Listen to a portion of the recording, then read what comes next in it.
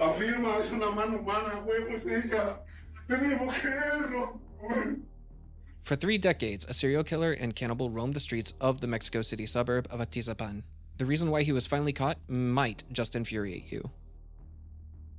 Welcome back to Dark Narratives. We cover dark topics and true crime here, so if that piques your interest, consider subscribing. In today's video, we go over the disappearance of a privileged man's wife and how it led to discovering something that nobody expected from what appeared to be nothing more than a politically active and community-friendly senior citizen. Hours of research of this case revealed not only a completely unexpected criminal psychopath, but also led to the discovery of massive flaws in Mexico City's justice system, over 10 different disappearances that went further unsolved, and a prematurely ended investigation. Without further ado, let us begin.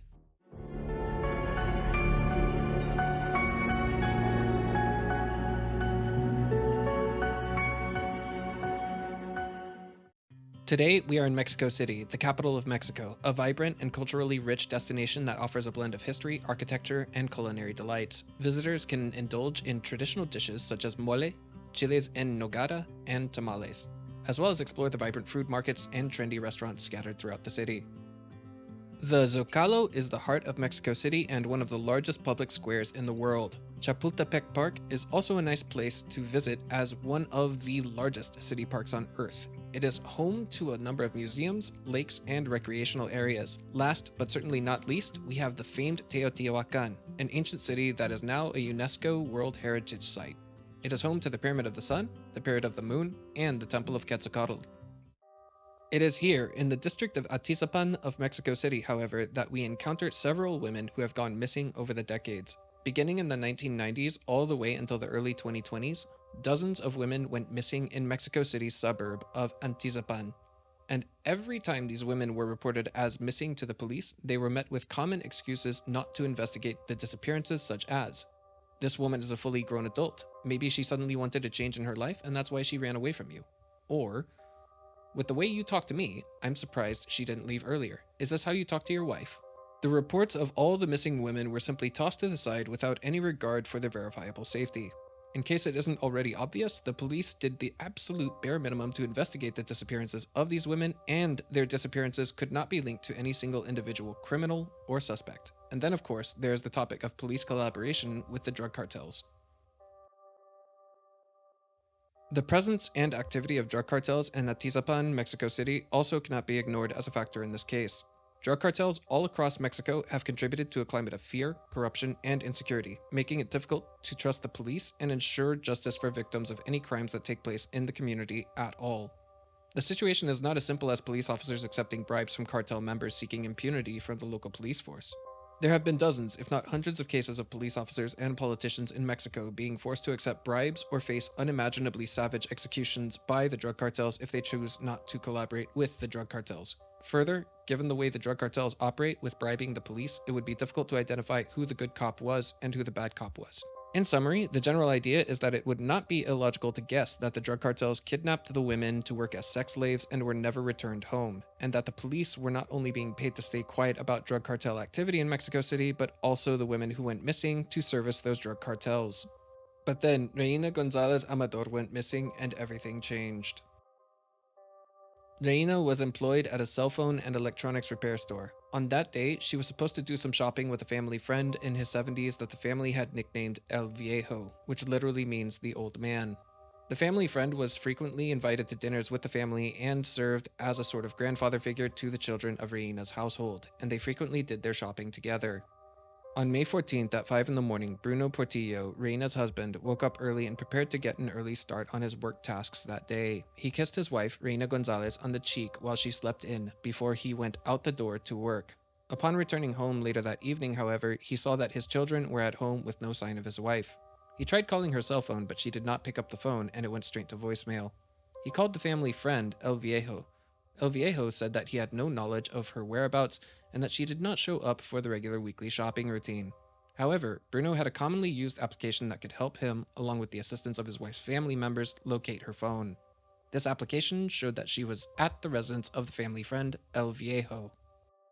With this new and unsettling information, Bruno, as well as the brother of his wife, both went to the residence of El Viejo. El Viejo was a relatively well-known community member that was politically active with the lower levels of his district's political council. He was active in lobbying on behalf of the district politicians for Atисapana. When Bruno arrived at the residence of El Viejo, he asked if he had seen Reina. El Viejo denied having met with Bruno's wife earlier that day and denied that she was in his home, and nothing more was said. However, Bruno was a police officer and he had access to CCTV footage in the area and was able to see video captured of his wife walking into the residence of El Viejo. This is considered an abnormal break in police protocol, but if he hadn't performed this break in police protocol, then much worse things could have happened. On the evening of May 15th, Bruno ordered a small team of 3 or 4 police officers to wait outside of the residence of El Viejo. Then, Bruno knocked on the door of the old man and asked to go inside to talk to him. El Viejo let him inside his home, but insisted that Bruno would not find anything. They both sat down in the living room. Bruno dialed his wife's cell phone number and heard it ringing from a makeshift basement in El Viejo's home. El Viejo then started running away while Bruno chased him down, and his other officers on standby assisted him with arresting El Viejo. At this point, Bruno went to find his wife's cell phone and made an absolutely shocking discovery. Aquí está destazada. Sí, está destazada, jefe. No sé qué pedo, pero aquí hay algo. ¿Necesitamos ver? Sí, jefe, sí es. Sí es, jefe. Afirma, es una mano humana, huevos, hija. Es mi mujer, no. Vámonos, aquí está su bolso. Es mi esposa. Es mi esposa. Aquí están sus pies. Pásame su bolso. Es su bolso.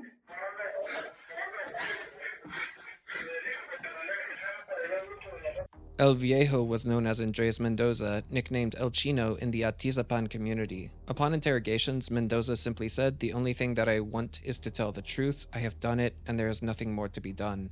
And he officially confessed to all of his crimes, but later began recanting his confessions, denying them in later interrogations and televised interviews. In some televised interviews, he said that not all women are honest and some of them are quite fake. You can't trust all of them.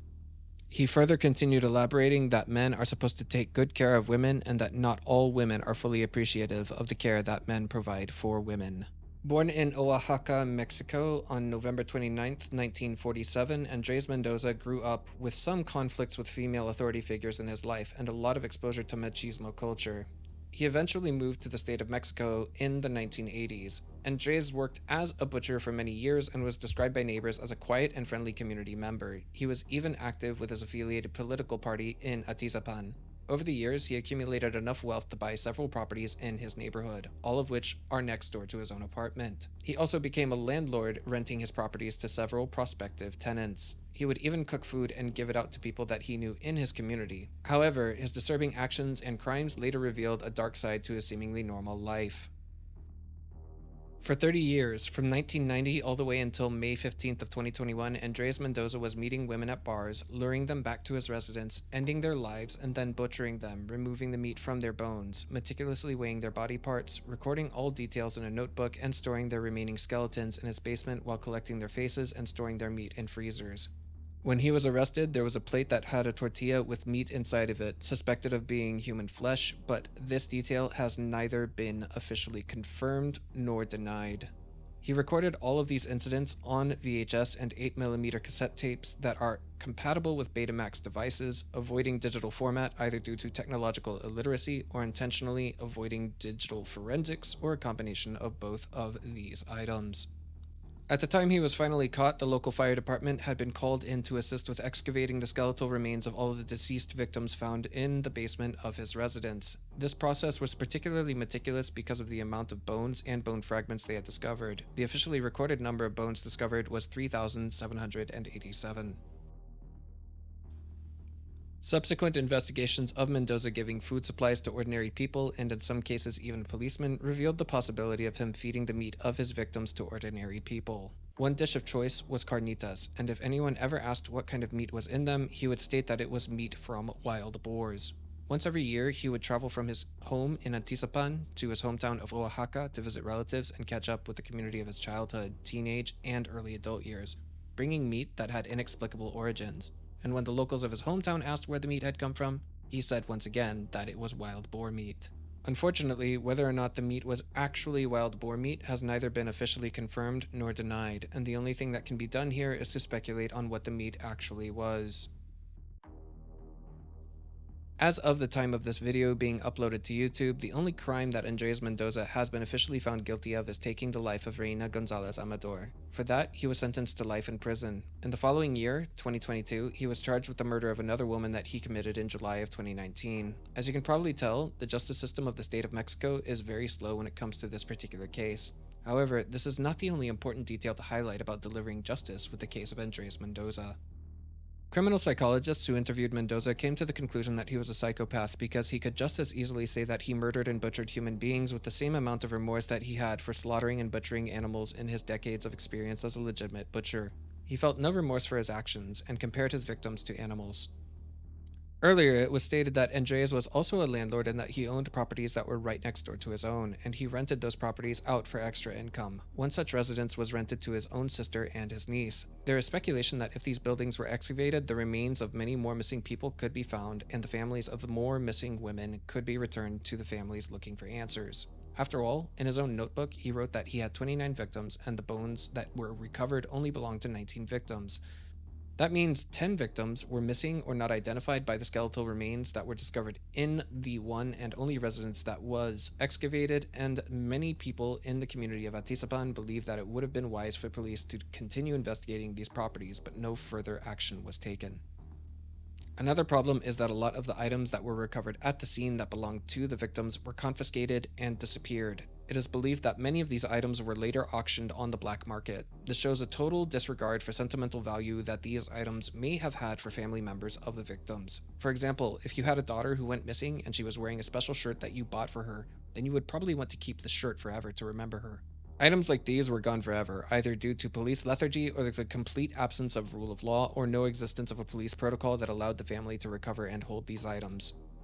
In the aftermath of Andres Mendoza's arrest, the remains of 19 people were officially discovered, 17 female adults, one 7-year-old male child, and one adult male. Through DNA sequencing and DNA profiling, 11 families were informed of their missing loved ones in total. Upon Andres Mendoza's arrest, many families came forward stating that their missing daughters, wives, sisters, or aunts would frequently visit bars in and around the area where Andres would find his victims. Many of the firefighters and police officers who worked to uncover the remains of the women found in the residence of Mendoza had PTSD, better known as post-traumatic stress disorder, caused by everything that they had found at the crime scene. Large-scale protests were launched in Mexico City in reaction to the case of Andres Mendoza by feminist groups that advocated for women's rights, justice for women, and equal treatment of women alongside men in society, as well as calling for the complete elimination of feminicide. These protests also called to take seriously any inquiries of missing women from that day forward. The impact that this case had on Mexico as a nation was so profound that a documentary series was created known as Cannibal, Indignación Total on Mexican television. The anticipation of this documentary series was so strong on the nation that even the people who normally did not watch television were watching television just to understand everything that took place in the Mendoza case, the miscarriages of justice that took place in the process of arresting and prosecuting Mendoza, the abrupt stop in the investigation, and everything else surrounding the case. And finally, this is perhaps the greatest disservice to Reina Gonzalez Amador and her husband Bruno. The prosecution side of the trial accepted a lie from Mendoza when he took the stand and stated that Reina entered a romantic relationship with Mendoza. This was officially put on the court transcript. Bruno Portillo has been seen on camera in public interviews openly rejecting this claim, as it has already been stated by the Associated Press that Mendoza was regarded as El Viejo, the family friend, and nothing more. In the end, no one has more closure than the surviving children of Reina Gonzalez Amador, as well as her husband, Bruno Portillo. The families of the victims whose remains have been recovered and identified only have closure in the essence that their loved one has been discovered and identified, but have yet to see justice delivered, as government officials have said that trials for the remaining 19 recovered victims will likely stretch beyond whatever remaining lifespan the 72-year-old Andres Mendoza has left. Others are upset that the police officer who discovered his wife's mutilated corpse, once again Bruno Portillo, is the only individual with the privilege of having justice served and closure for his wife. Because, after all, if he was not a police commander, he neither would have been able to find his wife's mutilated body, and he would not have been able to stop Andres Mendoza. This concludes the case of the cannibal of Atizapana, Andres Mendoza. If you enjoyed this video, please consider giving a like and subscribing to this channel. As always, remember that every day is a new opportunity to see the light, and until next time, I bid you all farewell.